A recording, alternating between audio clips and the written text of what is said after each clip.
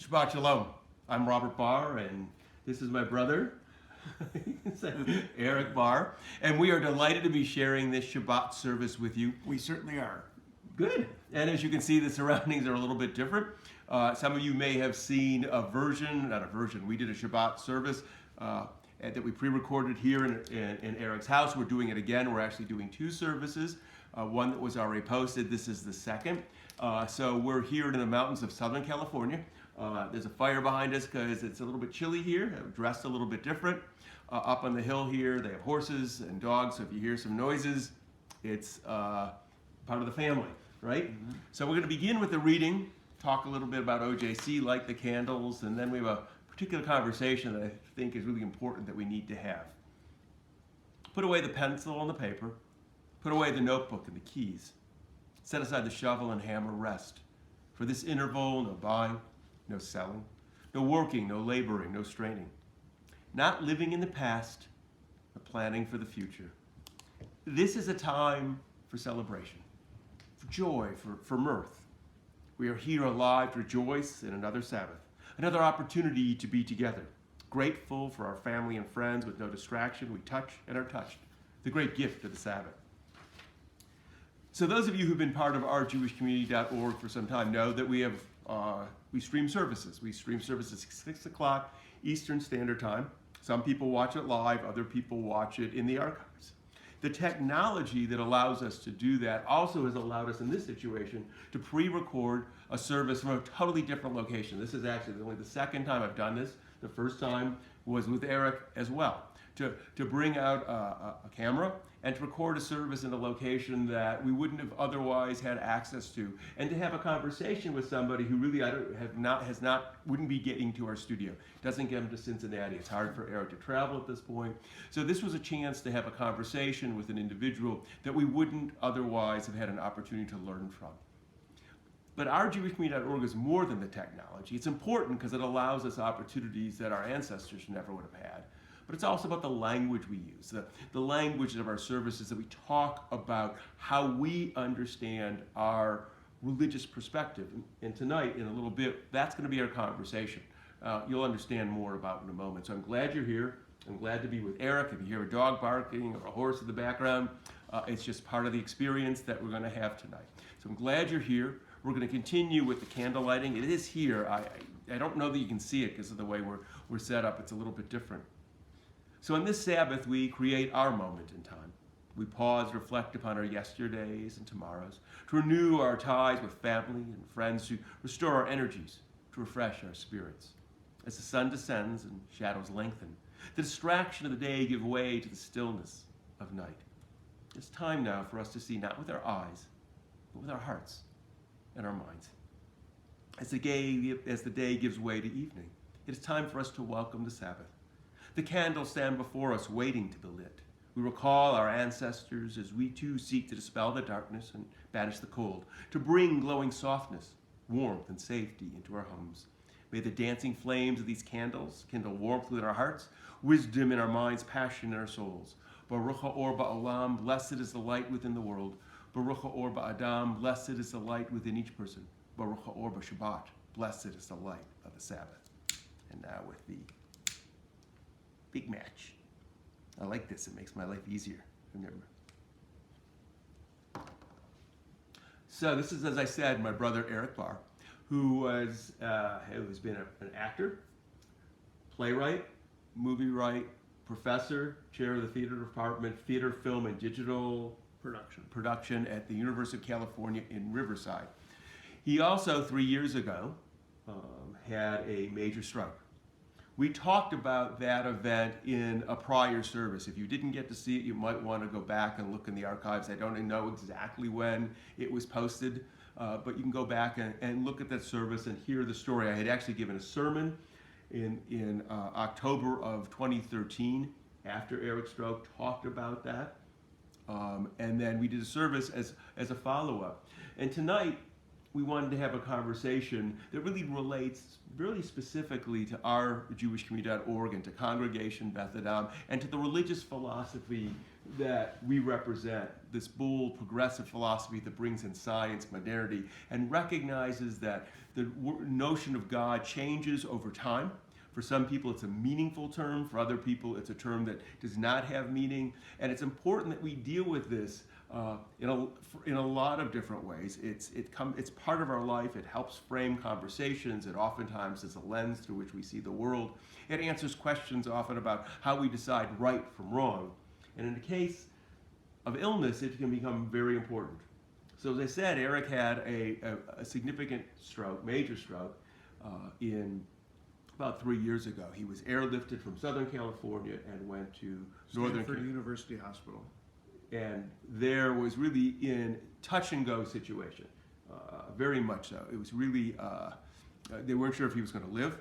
They weren't sure if the stroke, there was going to be additional strokes before they were able to do the surgery, because it was a very complex case because of all the events that were going on. And he had an infection. The stroke was a function of infection that he had gotten about a year earlier in previous heart surgery. So there's a lot of complications. And we're in the hospital, and we want to talk about religion and its role, both there in the hospital, because there were some specific events there, and then subsequent to that, Eric performs a show called A Piece of My Mind. And if you go to apieceofmymind.net, all one word, you can get the tour schedule. You're performing in different places.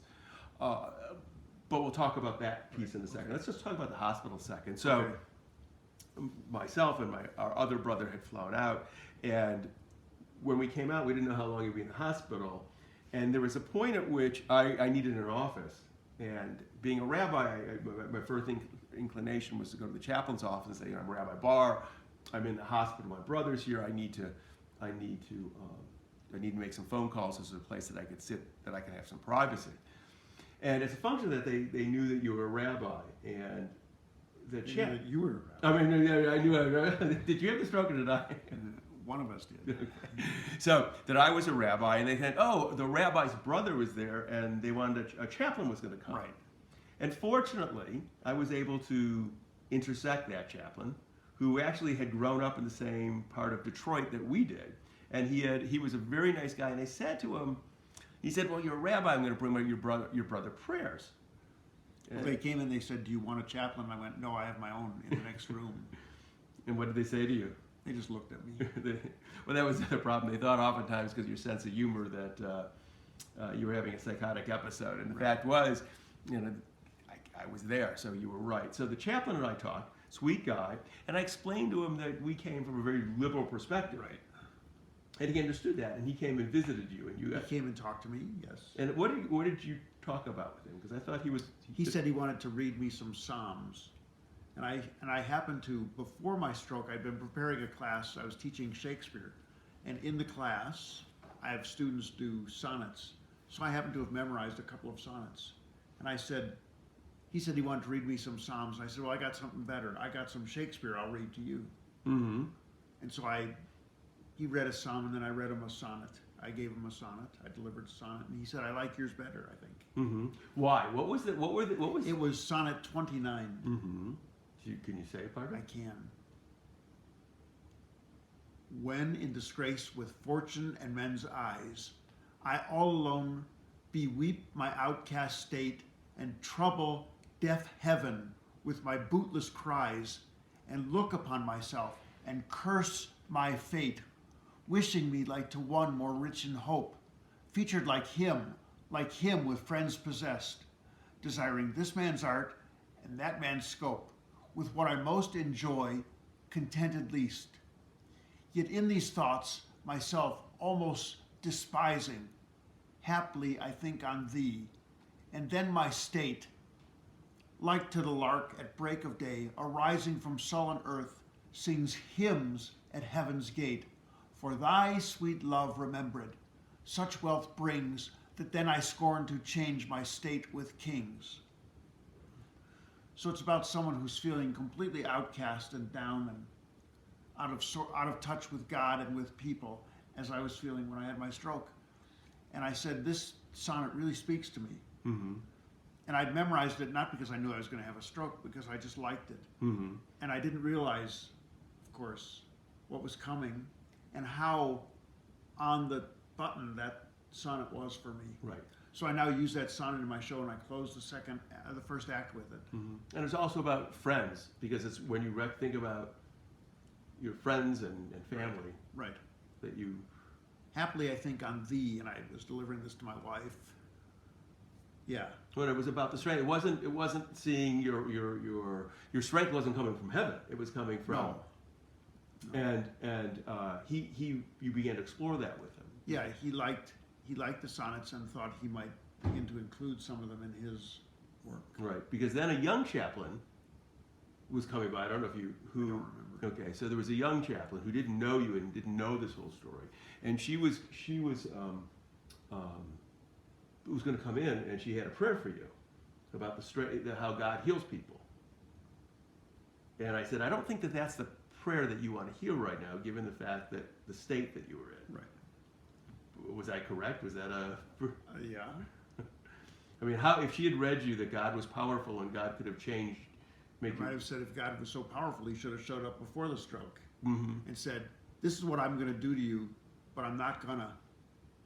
Then I might have thought God was pretty special. Mm-hmm. Right. So I explained, and she didn't quite get it. I mean, Bruce, the chaplain who read the Psalms and Shakespeare, he understood that in the context of being in an illness, his job wasn't to share with you his religious Right. perspective; it was to support you in your religious perspective. Right. And we came from a fairly.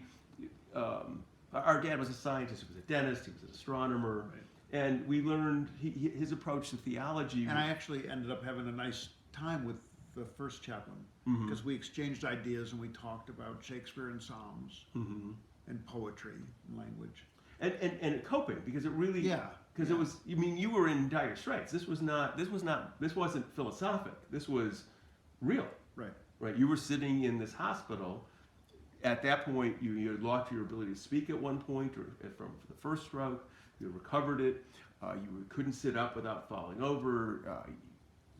This was not a philosophical conversation like we're having right now. This was a serious No, life this was and me death. kind of laying in the corner drooling Right, yeah. and kind of muttering some words when I could. Right. And not knowing what the future was going to hold. Right. And why would this happen? And how could things like this happen? And was there a deity that could change it? And if it could, why did it wait till afterwards? Right. And that young chaplain didn't understand when I said, there are times that you don't bring this to people. You don't presume that the person you're walking into agrees with what you're about to hand them. And the person looked at me because I'm a rabbi, and at that point, I was far senior than this young chaplain was. And I said, this is not your role to bring them your theology. Well, and it's interesting, having spent a fair amount of time in hospitals, whenever they say, "Would you like a chaplain?" I always say no, because I don't want to end up in a discussion about their beliefs. Right. And chaplains, if they're well trained and understand their job, shouldn't be talking about their beliefs. What they should do is say, how can I help you? What do you think? And I don't know if you recall, when our mom was quite sick, when mom had colon cancer, we were in the hospital late one night, and you saw people walking around. There was a nun walking around, and I think an Orthodox rabbi handing out things to read, and you asked, what do we at Congregation Beth Adam give people? And we didn't have anything at that point. And that question prompted us to write a booklet called Beyond the Silence, which is about readings for people who have a more humanistic or secular or non-interventionist deity approach to the world, to read while in their hospitals, because it is a frightening time, both for patients and for families. And what do we say and what do we hope for? We wanted you to get better, but we didn't think it was going to miraculously occur. We were hoping that the doctors and the PT and everybody who were doing their job were going to be able to make it happen. Now, you've had this experience. So Eric's show, A Piece of My Mind, is you've toured with it. He performed it at your retirement. You performed it in LA, and now you're doing it for stroke associations. You do a Q&A afterwards. Yes, I do. Do people ask you about your religious? Yeah, very often after I do the show, in which I kind of run through the whole gamut of the experiences that I had from my life before the stroke, the medical facts about stroke and what happened to me, and then the recovery process and how one comes home after that event. I cover all the details, and I talk about things that people don't like to talk about, like incontinence and catheters and toileting, daily activities of daily living, such as eating, toileting, and bathing. And at the end, very often, someone will ask me if my belief in God helped me to get through because I seem to have such a positive attitude about things, and if it was God that was helping me, if it was my belief system in God that gave me the strength to go on. And I usually say the strength to go on comes from the people around me. And I find with most people I've met, people get better for others, not for themselves. They get better for their families, for their loved ones, for their friends. And I know that my friends and my family have inspired me to work hard when I'm tired and worn out and ready to give up. It's their support that encourages me to go back into the rehab gym and do another set of exercises. When you tell somebody, or when somebody's asked you and you answer that way, are they disappointed? Do they want you to? Do you have a sense that they want you to say something that affirms their belief? Yes, I do. It feels like when I say no, I don't. In fact, in the show, I say between the infection, the heart surgery, and the strokes, there were many ways and opportunities that I could have died. But I don't believe that there was any divine intervention keeping me alive for some special assignment. Right. If there's a purpose to my survival, it's what I make of it. So I say that in the show, and I think people want me to say that I believe that God has pulled me through this. And in fact, someone asked me if she seemed a little offended by that line in the play. She said, you know, we prayed for you. Every Saturday we would pray for you. And she seemed a little offended that I said that I didn't believe that God had anything to do with my recovery.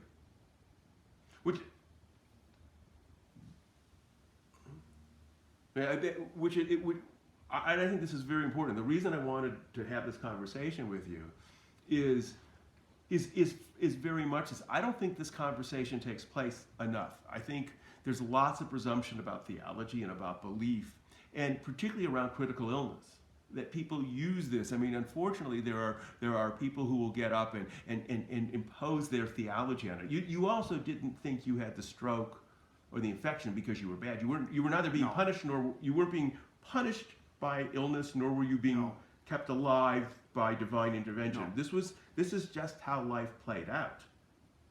And it was about how do we address life, whatever it throws at us, and when it does, and where do we find our strength and courage from? And I think that that's a I will say though that it seems to me that if you have a strong belief in God, that's a wonderful thing to be able to pull you through, just as my belief in people pulling me through was very important. And I think whatever you lean on when you're healthy is what you end up leaning on when you're sick.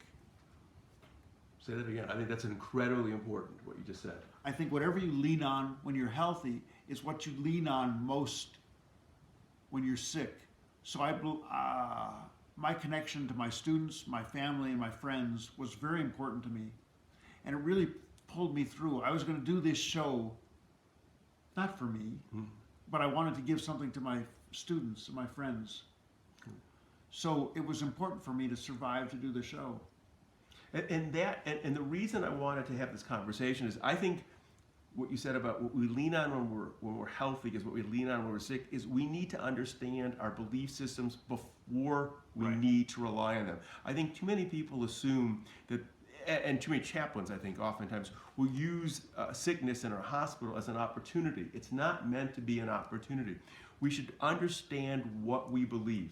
Just like you wouldn't go to somebody who has a deep belief and say, well, you shouldn't believe that right now because you're in a hospital. So too is it wrong for somebody to impose their theology about God onto somebody who doesn't have it and say, well, you should do this. This is going to make you better in this moment. You were you through this entire event. Right, as you pointed out to me, I was making jokes all the time in the hospital. I always made jokes. I always said inappropriate things prior to my strokes. And there was no reason to think that I would stop just because I'd had a stroke. Right. You are who you are, whatever the crisis is. You rely on those qualities, and your worldview was your worldview. You believe in the power that science is, that the way you figure out a problem is you reason it out, you use the evidence, the doctors are going to use the best methodology. You didn't want them to sit around and hold hands and sort of try to intuit it. You wanted them to debate it and to research it. An interesting thing, I think, that follows up on what you're saying. I had my stroke almost 3 years ago, and only in the last couple of months have I come to the conclusion that I'm still essentially the same person I was before my stroke. Mm-hmm. It took me a long time. I thought I was changed in some radical and profound ways, that Eric Barr was gone, Mm-hmm. that there was this new thing in its place. Mm-hmm. It's only recently that I've come to the decision, or come to the realization, that the essential me is still me. Mm-hmm. And that I still like the things I like. I still laugh about the things I laughed about before. I still enjoy the people I enjoyed. That I am who I am. Mm-hmm. And that I am who I was. And I think that's a really important recognition for a stroke survivor, Mm-hmm. or someone who's had a traumatic brain injury, because you feel so completely changed physically, intellectually, in every way, that I thought, oh man, is this new me some kind of lesser me? And then finally I realized that the new me is still me. Mm-hmm. It's not new and improved. It's not even the new normal. It's just me. Mm-hmm. But it took me 3 years really to reach that, Right.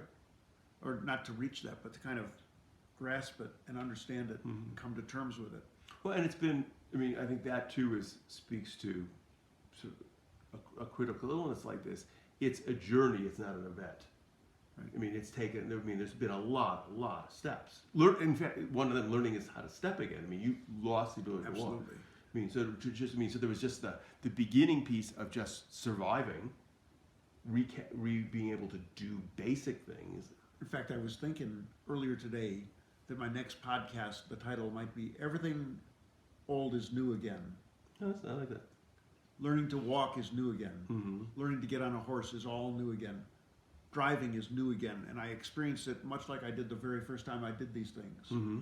There's a kind of joy that I had as a younger person learning to do these things. And I'm getting that same kind of joy now. Mm-hmm. That's great. And so you do podcasts. I do podcasts, which can be found at apieceofmymind.net. And they're notes on strokes, and It's called Notes on Strokes. I'm sorry, I was going to let you finish. So they're about. They're about stroke survival strategy and issues related to my recovery. Because you had done podcasts before called Notes on Acting. which is at what website? Acting is, one word, actingism.com. Mm-hmm. And after I had done those, when I was in the hospital, I got friendly with a neurotherapist, and I told her about what I'd done before my stroke, and I suggested that to really get to know me, she should listen to my teaching. She started listening to actingism.com, and she said, you know, a lot of these things that you're talking about really relate to stroke survivors. And she said, you should call your site Stracting, Mm-hmm. stractingism.com. Mm-hmm. And so I thought, well, it was an interesting idea that I didn't realize that I was talking about things that might relate. And then, being a teacher and having thought in terms of these 5-minute lessons, I thought, oh, it might be interesting to do one about my stroke recovery. And so I think the first one was, I'd had a therapy session where I was trying to learn how to run again. I used to be a runner. And of course I couldn't walk. And running is much more challenging than walking. It magnifies everything. Trying to get the speed and the rhythm, I just couldn't get it. And I really missed running. So I asked the therapist if they could teach me to run. And after that first session, I thought, oh, this is interesting. So I started to write a podcast about it. What I realized was, as I wrote the podcast, that the challenge was not so much learning to run, it's that I don't like to be a beginner. Doesn't matter if it's running, playing the ukulele, or learning to tap dance. it's frustrating to be a beginner, but that's no reason to quit. Mm-hmm. So that podcast, First Steps, Relearning to Run, is about not wanting to be a beginner. Mm-hmm. Well, I think everything. I mean, I think that, listening to podcasts that I've heard of yours, both acting ones and stroke, all comes back to the same worldview. It's about personal integrity, Right. about personal courage, about personal strength. It's about personal skills, Taking risks. taking being willing risks, to take risks. right? Being willing to fail, Right.